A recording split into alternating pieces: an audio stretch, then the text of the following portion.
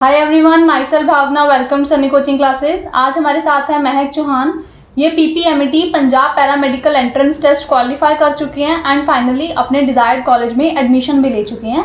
तो हम जानेंगे कि इनकी क्या स्ट्रेटजी थी, कहाँ से हैं, कैसे कैसे पढ़ते थे, आपको भी कैसे पढ़ना चाहिए और पीपीएमटी क्वालिफाई करना चाहिए।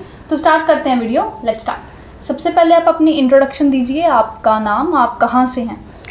मेरा नाम महक चौहान है और मैं मलेरकोटला से हूँ और मैं यहाँ पे सनी कोचिंग क्लासेस में रिसेंटली यहाँ से मैंने कोचिंग लेके अपना पीपीमेट काफ़ी अच्छा रैंक भी लिया है और काफ़ी अच्छी परसेंटेज भी आई है और अभी मैं एक one of the desired college में भी हूँ।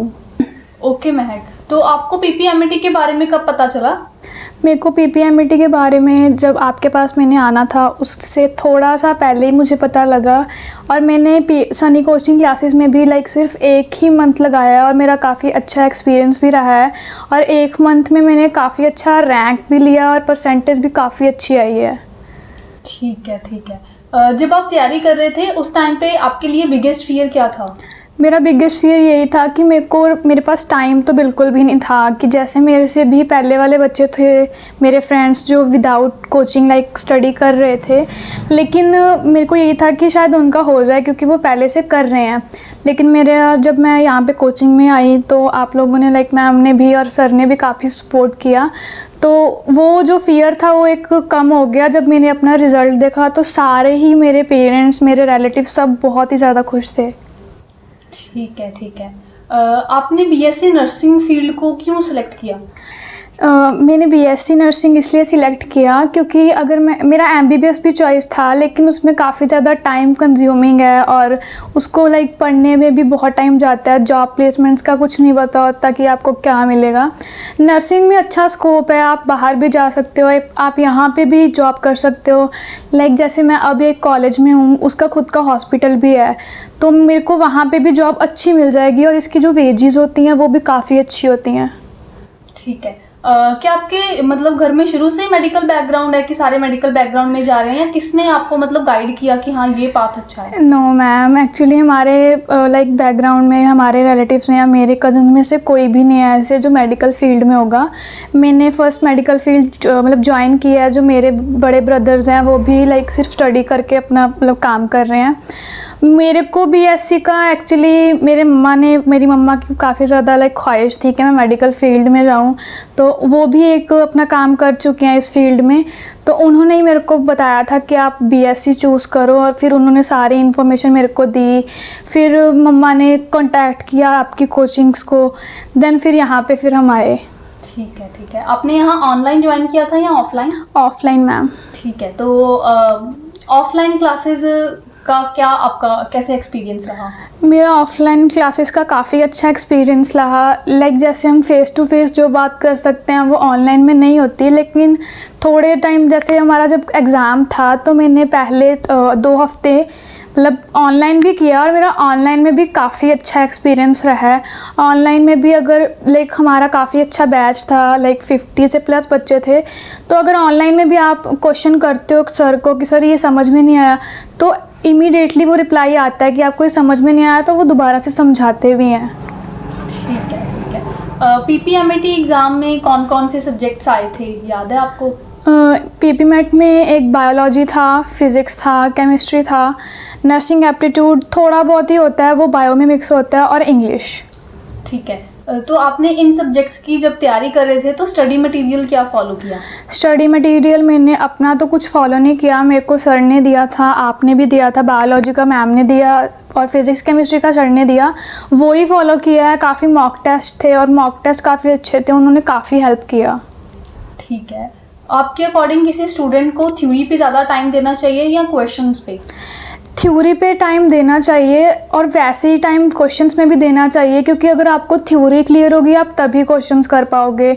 बाकी आप जैसे अगर मैंने किया है तो मेरे को थ्योरी मैंने कर ली, मेरे को नहीं समझ आ रहा तो मैं आपसे पूछ लेती थी, सर से पूछ लेती थी, उसके बाद जब मैं क्वेश्चंस करती थी तो वो ईज़िली हो जाते थे। ठीक है ठीक है। ओके, आपका स्टडी स्ट्रेटजी क्या थी? कितने कितने आवर्स किस किस सब्जेक्ट को कैसे देते थे? मैं लाइक पहले तो कोचिंग ही रहती थी मैम हमारी मेरी 3 बजे तक कोचिंग रहती थी 3 आवर्स की। 3 से भी कई बार ज़्यादा हो जाते थे अगर कुछ समझना हो एक्स्ट्रा टाइम है मैम से या सर से। उसके बाद मैं अप एंड डाउन करती थी। मलेरकोटला से हूँ, 1 घंटा लगता है लाइक आने जाने में, 2 घंटे जाते हैं। तो घर जाके थोड़ा सा rest like half an hour और आवर का। उसके बाद मैं फिर स्टडी के लिए बैठती थी, देन डिनर, देन फिर स्टडी के लिए बैठती थी क्योंकि मेरे पास टाइम बहुत ही कम था। ठीक है, ठीक है। महक, आपके लिए सबसे डिफ़िकल्ट सब्जेक्ट कौन सा रहा?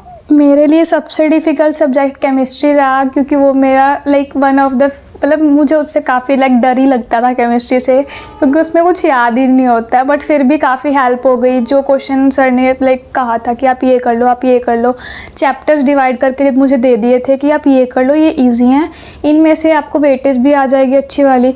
तो उसने काफ़ी हेल्प किया मेरे को केमिस्ट्री में और वो निकल गया, अच्छे से निकल गया स्मूथली। ठीक है। और सबसे इंटरेस्टिंग सब्जेक्ट कौन सा लगता है? वो फिज़िक्स लगता है मैम, क्योंकि उसमें लॉजिकली मतलब अच्छा सा हो जाता है, सिर्फ न्यूमेरिकल होते हैं, याद करो मतलब कंप्लीट हो जाता है। तो वो अच्छा लगता है, वो प्रैक्टिकली हम लाइफ में भी करते हैं। ठीक है। जाना मेडिकल फील्ड में है तो बायो बायो में लाइक बायो तो अच्छी थी, लाइक बायो आपने करवाई थी तो बहुत टाइम रिवाइज हो गए। एक चैप्टर 2 बार भी रिवाइज हुआ है, मॉक टेस्ट भी एक मॉक टेस्ट 2 बार रिवाइज हुआ है। तो बायोलॉजी लाइक अब जो मैं नर्सिंग कर रही हूँ उसमें बायोलॉजी आ रही है, तो वो जो पढ़ा रहे हैं वो अभी आता है आपकी वजह से। ठीक है, ठीक है। ओके, जब आप स्टडी कर रहे थे तो उस टाइम पे आपके लिए सोर्स ऑफ इंस्पिरेशन कह लो या रोल मॉडल ऐसा कुछ क्या था या कौन था?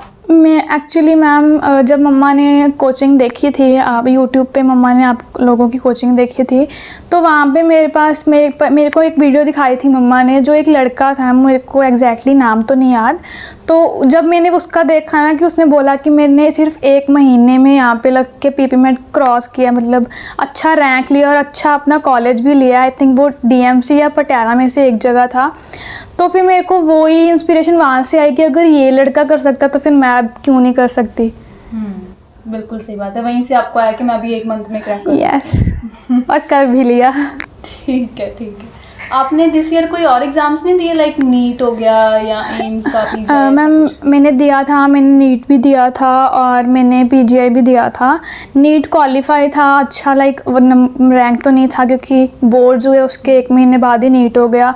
पीजीआई भी दिया था, पीजीआई भी कर लेते अगर मैं थोड़ा सा पहले कोचिंग ज्वाइन कर लेती तो वो हो जाता, मतलब अभी गट फीलिंग भी है कि वो हो जाता। ठीक है, ठीक है। ओके, तो फिर आपने फाइनली कॉलेज सेलेक्ट कौन सा किया? क्योंकि आप बता रहे हो कि आपकी मम्मा की भी गाइडेंस रही है ना, तो उनकी और आपकी मतलब इकट्ठी सोच से क्या आपने कौन सा कॉलेज सेलेक्ट किया? मैंने लाइक अभी मैं ओसवाल कैंसर हॉस्पिटल लुधियाना में हूँ। उनका खुद का हॉस्पिटल है, कॉलेज है और लाइक काफ़ी अच्छा कॉलेज है, एक प्राइवेट कॉलेज है और बहुत अच्छी सी फैसिलिटीज़ हैं वहाँ पे। और वो अच्छी लाइक हमने देखा है अभी, लाइक मैं जा भी रही हूँ, मेरे को हो गए 3 दिन हो गए जाते हुए।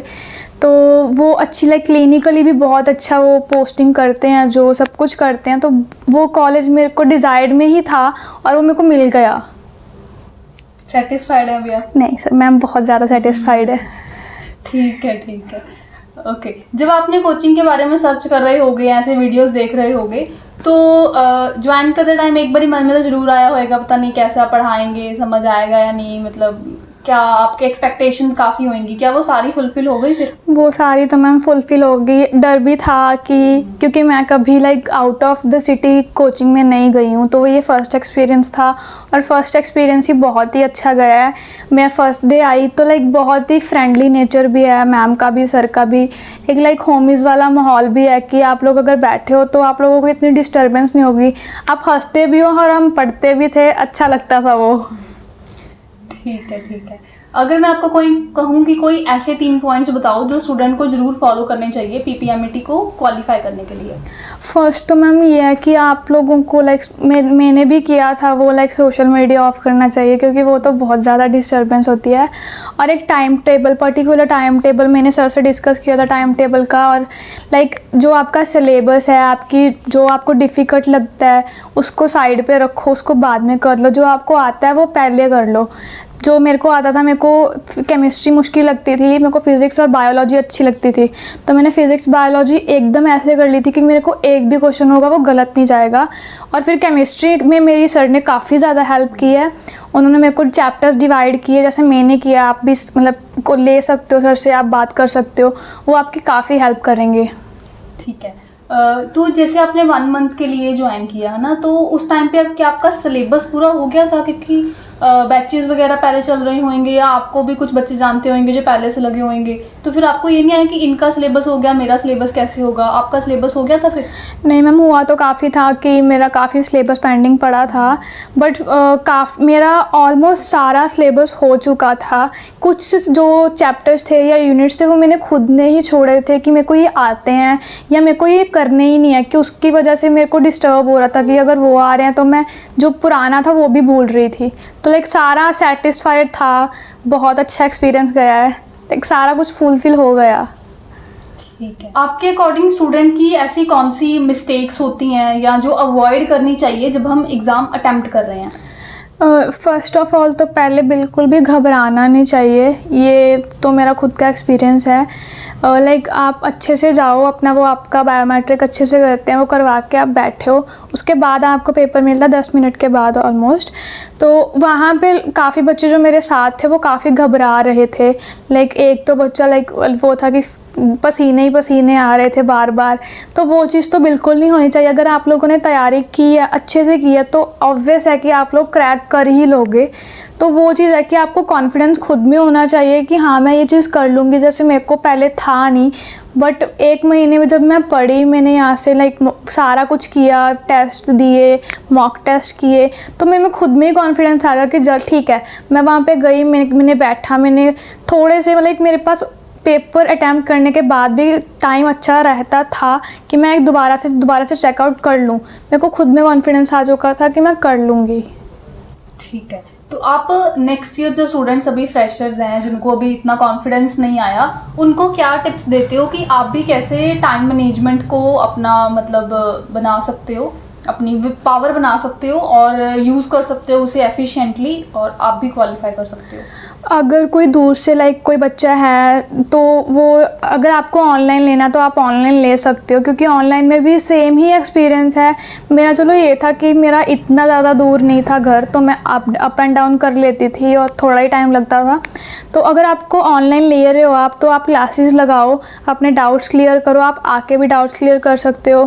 तो उसके बाद आप अपना टाइम टेबल अच्छा सा बनाओ कि इस टाइम खाना खाना है, इस टाइम पढ़ना ही है तो पढ़ना ही है, और फ़ोन तो मोस्टली अवॉइड ही करो। ठीक है। जब आप स्टडी करते थे उस टाइम पे आपके लिए सबसे बड़ा डिस्ट्रैक्शन क्या था? मेरा डिस्ट्रैक्शन यही था कि मेरा घर एक तो काफ़ी ज़्यादा मार्केट में है, वो था कि एक अलग सी स्पेस हो, छोटा सा रूम हो, वहाँ पे मैं पढ़ती ही रहूँ, और बाकी मोबाइल तो मैम ये तो था कि साइलेंट पे लगा के बैठ जाओ, सिर्फ पढ़ते रहो। मोबाइल इज मतलब सबसे ज़्यादा डिस्ट्रैक्शन मोबाइल से हुई है मेरे को। ठीक है, फिर आपने उसको डिस्ट्रैक्शन को अवॉइड कर लिया? बहुत किया मैम, बस सिर्फ नोट्स देखने थे, बस क्लास लगा दी थी, फिर मम्मा को खुद ही बोल देती आप लेके चले जाओ। ठीक है, ठीक है। जब आप स्टडी कर रहे थे या प्रिपरेशन कर रहे थे उस टाइम पे आपके क्या रोल रहा फैमिली, फ्रेंड्स या रिलेटिव्स का?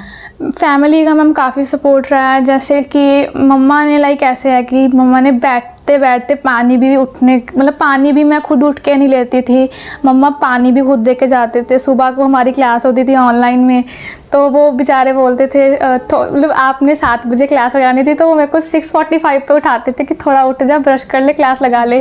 क्लास लगा के भी खुद देते थे। लाइक मम्मा का तो काफ़ी ज़्यादा ही सपोर्ट रहा है, और ब्रदर ने भी काफ़ी सपोर्ट किया, आके जाना, छोड़ के जाना। पापा ने भी, फैमिली का भी सपोर्ट रहा है, और फ्रेंड्स ने काफ़ी मोटिवेट किया। काफ़ी फ्रेंड्स को पता था कि मैं ये कर रही हूँ। लाइक बेस्ट फ्रेंड्स जो होते हैं तो उनको तो हम बता ही देते हैं कि मेरे को लग रहा है मेरे को नहीं होगा, कि मेरे पास एक ही मंथ है, तो उन्होंने काफ़ी सपोर्ट किया। ठीक है। जितना स्कोर आपका आया, क्या ये आपका एक्सपेक्टेड था जो पीपी मैट का जब आपने रिजल्ट देखा? नहीं मैम, इससे थोड़ा कम ही एक्सपेक्टेड था। ये था कि चलो 80 परसेंटाइल तक आ जाएगा, 75 to 80 तक आ जाएगा, लेकिन उससे भी ऊपर गया तो वो तो अनएक्सपेक्टेड ही था। मैंने तो रिज़ल्ट भी अकेली ने देखा, किसी को बताया भी नहीं था कि रिज़ल्ट आ चुका है। और मैंने जब देखा तो उसके बाद मैंने बताया तो लाइक सब हमारे रिलेटिव्स, हमारे फैमिली मेम्बर्स सब खुश थे कि मतलब इतना अच्छा रिज़ल्ट आया इतने कम टाइम में। ठीक है, तो अब आप अपनी इस अचीवमेंट का क्रेडिट किसे देना चाहते हैं? And sir of course ma'am, आप लोगों को क्रेडिट मिलेगा इस चीज़ का, क्योंकि काफ़ी अच्छा लाइक गाइडेंस एक होता है कि आप गाइडेंस लेते हो जिससे वो आपको अच्छा गाइड कर रहा है या नहीं कर रहा है, क्योंकि काफ़ी स्कूल टीचर्स भी होते हैं जो आपको अच्छा गाइड नहीं करते। मेरे साथ भी हुआ है काफ़ी स्कूल टीचर्स के साथ कि वो सिर्फ आते थे, पढ़ाते थे और चले जाते थे। तो यहाँ पे ये था कि मैं एक्स्ट्रा टाइम में भी पढ़ी हूँ, मेरे को ऑनलाइन क्लासेस में भी हेल्प हुआ है। मेरे पास नहीं कोई क्वेश्चन होता था, मैं सर को बोल देती थी, मैं सर ये भेज दो, मैम को बोल देती थी ये भेज दो, या कोई क्वेरी होती थी मैं सर को बोलती थी तो वो खुद सॉल्व करके पेपर पे लिख के मेरे को फ़ोटो भेज देती थी कि ऐसे कर लो। नहीं समझ आता फिर भी कॉल पे भी बताते थे, तो ऑफ कोर्स सारा क्रेडिट आपको जाता है मैम। Thank you. बाकी आपको भी जाता है, आपने मुझे इतनी स्टडी करी। Sure ma'am. ठीक है। महक, अगर मैं आपको बैकडेट में जाने का मौका दूं, मतलब 2-4 महीने पीछे ले जाऊं, तो फिर किसी पॉइंट पे आप अपने आप को चेंज करना चाहोगे या कुछ टिप अपने आप को देना चाहोगे? मैम चलो चेंज तो नहीं कर सकते, लेकिन मैं फिर भी अगर मिलता मौका तो मैं ये चीज़ ज़रूर करती, क्योंकि मैं कोचिंग सबसे पहले बहुत ही जल्दी ज्वाइन करती कि मैं पीजीआई में एडमिशन ले लेती, क्योंकि अगर मैं 1 मंथ में पीपीमेट में स्कोर कर सकती हूँ इतना अच्छा, तो 2 और 3 मंथ्स में मैं पीजीआई में कर ही लेती, क्योंकि काफ़ी कॉन्फिडेंस हुआ। मतलब जब आप लोगों के साथ मिले, पढ़ा, तो काफ़ी कॉन्फिडेंस खुद में आया। तो ये था कि चलो पहले ज्वाइन कर लेती तो इससे भी अच्छा रैंक आता। ठीक है, ओके।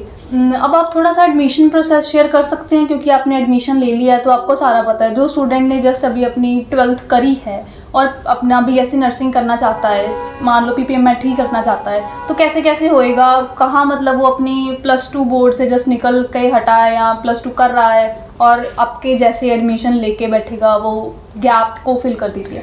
लाइक मेरा ये गैप रहा है कि मैं +2 करके मैं 1 महीना घर पे ही बैठी थी, क्योंकि मेरे को किसी ने नहीं बताया, लाइक आपको बताया है कि मेरे रिलेटिव्स या मेरी जो भी हमारे हैं वहाँ पे मेडिकल लाइन में कोई भी नहीं है। तो मेरा यही सजेशन रहेगा कि अगर आप खुद पढ़ रहे हो तो चलो ठीक है, लेकिन आपको गाइडेंस की ज़रूरत पक्का पड़ेगी। तो आपको अगर चाहिए तो आप सनी कोचिंग के साथ भी कांटेक्ट कर सकते हो, नंबर है मैम का, आप कांटेक्ट करो, यहाँ से कोचिंग लो, और कोचिंग जितना जल्दी हो सके उतना जल्दी लो अगर आपको अच्छे से अच्छा स्कोर करना है, क्योंकि पीजीआई में स्कोर कर लिया तो फिर आप सर्च कर सकते हो, बहुत ही अच्छा स्कोप है वहाँ पे भी, जॉब प्लेसमेंट्स अच्छी वाली जॉब प्लेसमेंट, वेजेस भी काफ़ी अच्छे हैं। तो यही है कि पहले एडमिशन ले लो, और एडमिशन प्रोसेस ये रहता है कि आपने +2 कंप्लीट करके अपनी जो भी तैयारी होती है वो करनी होती है। पीपीमेट का एग्ज़ाम होता है, वो डेट आपको एक दे देते हैं पर्टिकुलर, फिर आपको एक फॉर्म भरना होता है। पीपीमेट का एग्ज़ाम होता है, लाइक मैंने 2 एग्ज़ाम दिए थे, पीजीआई का भी दिया था, दोनों को फॉर्म्स भरने होते हैं। तो उसके बाद आपका पेपर होता है, पेपर के बाद आपका लाइक एक मार्कशीट बन के आती है कि आपका ये रैंक है, आपका ये स्कोर है। उसके बाद वो फर्स्ट काउंसलिंग होती है। फर्स्ट काउंसलिंग में आप अपनी प्रेफरेंसेस भरते हो कि आपकी कौन सी प्रेफरेंस है, कौन से कॉलेज आपको चाहिए आपके रैंक के हिसाब से। तो उसके बाद फिर वो आपको अलॉट करते हैं। ऐसे ही अगर आपकी थोड़ा सा कम रैंक है तो आप सेकंड काउंसलिंग में जा सकते हो। थोड़े से लिमिटेड कॉलेज होते हैं तो थोड़े से नीचे होते हैं, तो आप उसमें भी एडमिशन ले सकते हो। ठीक है। मेरा फर्स्ट काउंसलिंग में आ गया था होपफुली। ठीक है, चलो बहुत बढ़िया। ओके, और कोई टिप्स आप नेक्स्ट ईयर स्टूडेंट्स को देना चाहो? एक और बहुत ज़रूरी चीज़ है कि बच्चे सोचते हैं कि जी +2 हो जाए, एक बारी बोर्ड निकल जाए, उसके बाद सोचेंगे कि उसके बाद क्या करना है। पहले +2 बोर्ड पे ध्यान देते हैं, वो चीज़ सही है, या फिर +1 2 के साथ ही तैयारी शुरू कर देनी चाहिए उस एंट्रेंस की जिसके थ्रू आपको अपने ड्रीम उसमें कॉलेज में एडमिशन? नहीं मैम, +1 एंड +2 के साथ ही आप लोगों को शुरू कर देनी चाहिए तैयारी, क्योंकि मेरे से यही गलती हुई है कि मैंने यही सोचा मैम की, जैसे मैम ने कहा कि मैं +2 के बाद सोचूंगी मैंने क्या करना है। पहले तो नीट का प्लान था, लेकिन फिर वो ड्रॉप आउट हुआ किसी वजह से। तो यही था कि मैंने यही सोचा था कि चलो नीट कर लेंगे, कोचिंग ले लेंगे, वो कर लेंगे। उसके बाद किसी वजह से ड्रॉप आउट हो गया। लेकिन आपको +1 एंड +2 से ही मतलब ये तैयारी रखनी चाहिए कि हमने ये चीज़ करनी है, तो हम अभी से पढ़ें, क्योंकि हर एक एग्ज़ाम में, हर एक एंट्रेंस एग्ज़ाम में +1 और +2 ही आती है। ठीक है, बिल्कुल सही बात है। महक, आपके क्या फ्यूचर प्लान्स हैं? आप बीएससी नर्सिंग के बाद सोचा है क्या, कहाँ करना है? बीएससी नर्सिंग के बाद मेरे फ्यूचर प्लान्स मतलब यही है कि अगर तो यहाँ पे लाइक अच्छे से अच्छी लाइक जॉब, यहाँ पे भी अच्छी जॉब्स, काफ़ी अच्छी जॉब्स हैं, लेकिन मेरा ये है कि मेरे जो रिलेटिव्स हैं, मेरे खुद के मेरे चाचू हैं, वो बाहर ही हैं, अब्रॉड में हैं। तो वो कह रहे हैं कि आप बीएससी करो, आप यहाँ पे एग्ज़ाम दो, क्रैक करो और आप बाहर चले जाओ, क्योंकि वहाँ पे यहाँ से ज़्यादा अपॉर्चुनिटीज़ हैं और वहाँ पे काफ़ी ज़्यादा फैकल्टीज़ भी हैं। चलो यहाँ पे भी हैं, लेकिन वहाँ कुछ ज़्यादा ही हैं। तो होपफुली मैं भी बाहर ही जाऊंगी चाचू के पास। ठीक है, बिल्कुल सही है। ओके महक, आपने आंसर इतने अच्छे दिए हैं, सभी कहेंगे कि ये स्क्रिप्टेड है, मैंने आपको रटा के बिठाया है, क्या ऐसा कुछ है? ये नहीं मैम, मेरे हालातों से पता लग जाएगा कि मैं अभी कॉलेज से ही आई हूँ, क्योंकि मेरा आज हाफ डे था, तो मैं यहाँ पे आई हूँ सर से और मैम से मिलने, क्योंकि कॉलेज के बाद मिला भी नहीं गया हमसे। तो लाइक ये बिल्कुल भी स्क्रिप्टेड तो था ही नहीं। जो भी मैम ने पूछा ऑनेस्टली आंसर किया है। काफ़ी अच्छा एक्सपीरियंस रहा है। लाइक अगर आप लोग चाहते हो कि आपका भी यही एक्सपीरियंस रहा हो, क्योंकि मेरा तो बहुत अच्छा रहा है, तो आप प्लीज़ कांटेक्ट करो सनी कोचिंग को, आपको भी लाइक होमीज़ वाला वो फील आएगा। ठीक है। ओके, क्या हम आपकी ये वीडियो अपने सोशल मीडिया प्लेटफॉर्म पे शेयर कर सकते हैं? श्योर मैडम, आप कर सकते हो, आप लोगों ने इतना दिया है, हम थोड़ा तो दे सकते हैं। ठीक है, थैंक यू सो मच महक, अपना इतना टाइम देने के लिए और इतने अच्छे वर्ड्स के लिए। हम यही प्रे करते हैं कि आप आगे से अपने डिजायर्ड पोजीशन पे पहुंच जाओ। God bless you and thank you so much. Thank you ma'am.